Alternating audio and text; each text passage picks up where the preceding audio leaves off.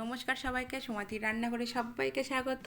তোমাদের জন্য নতুন একটি রেসিপি নিয়ে হাজির হয়ে গেলাম, ছোলার ডালের কোপ্তা। তো ছোলার ডালের কোপ্তা কেমন লাগলো তোমরা কিন্তু অবশ্যই আমাকে কমেন্ট করে জানিও।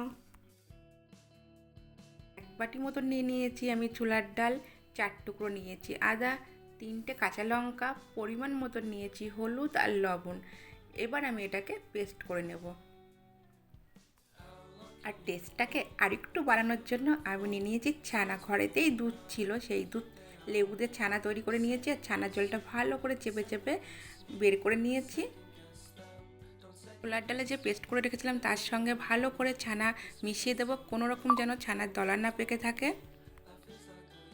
এবার হাতের সাহায্যে সুন্দর করে একটা গোল গোল শেপ নিয়ে চলে আসবো। ব্যাস, এরকম করে আমি সবগুলো রেডি করে নেব। এবার আমি কড়াই গরম করে নিয়েছিলাম, তো তেলও দিয়ে দিয়েছিলাম, তেলও গরম হয়ে গেছে দেখো। এবার বলগুলো সুন্দর করে আমি সাজিয়ে দেবো। এবার দেখো, যখন বাদামি কালার চলে আসবে তো এপাশ ওপাশ করে সুন্দর করে নেড়ে চেড়ে নেব, যেন দুপাশেই ভালো করে ভাজা হয়। এবার আমি নামিয়ে নেব বলগুলো সব একটা পাত্রের ভিতরে। দারচিনি ফোড়ন দিয়ে দিয়েছি আর দেবো এলাচ ফোড়ন।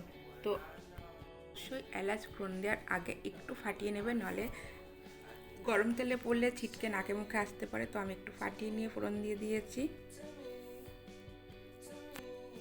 যারা আমার চ্যানেলটি নতুন দেখছো, এখনও পর্যন্ত সাবস্ক্রাইব করোনি, অবশ্যই কিন্তু লাইক কমেন্ট আর সাবস্ক্রাইব করবে। এবার আমি দিয়ে দিলাম কিছু টমেটো কুচি। টমেটো যাতে তাড়াতাড়ি সফট হয়ে যায় তার জন্য আমি এর ভিতরে দিয়ে দেবো স্বাদ মতন লবণ।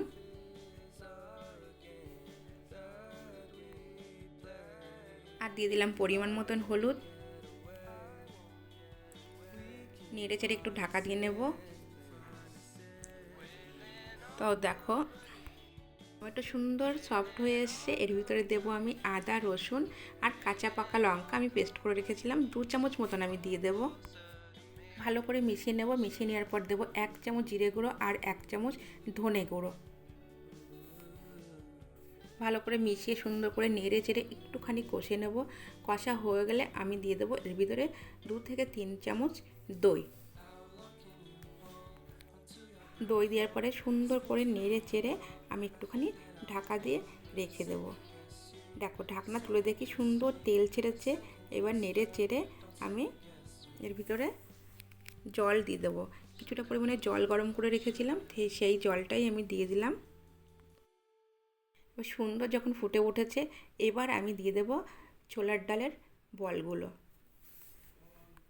পনির ফিঙ্গারের যে রেসিপিটি শেয়ার করেছিলাম, সেখানে তোমরা অনেক অনেক ভালোবাসা দিয়েছো, সাপোর্ট করেছো। এমনি করে ভালোবাসা আর সাপোর্ট করে যাবে। আমার তাহলে নতুন নতুন রেসিপি তৈরি করতে খুব ভালো লাগবে। তো চলো, কথা বলতে বলতে হয়েই এসছে। এবার একটু মিষ্টি ভাব আনার জন্য আমি একটু গুড় দিয়ে দিলাম। তোমরা চাইলে চিনিও দিতে পারো। গরম মশলা দিয়ে নেড়ে চেড়ে নামিয়ে নেবো। একটু ঝোল ঝোল থাকবে, নাহলে ছোলার ডালের বলগুলো সব ঝোল টেনে নেবে। তো রেডি হয়ে গেছে আমার ছোলার ডালের কোপ্তা। এবার আমি নামিয়ে নিলাম একটা বোলের ভিতরে। গরম গরম ভাত কিংবা বাসন্তী পোলাও সঙ্গে দুর্দান্ত লাগবে খেতে।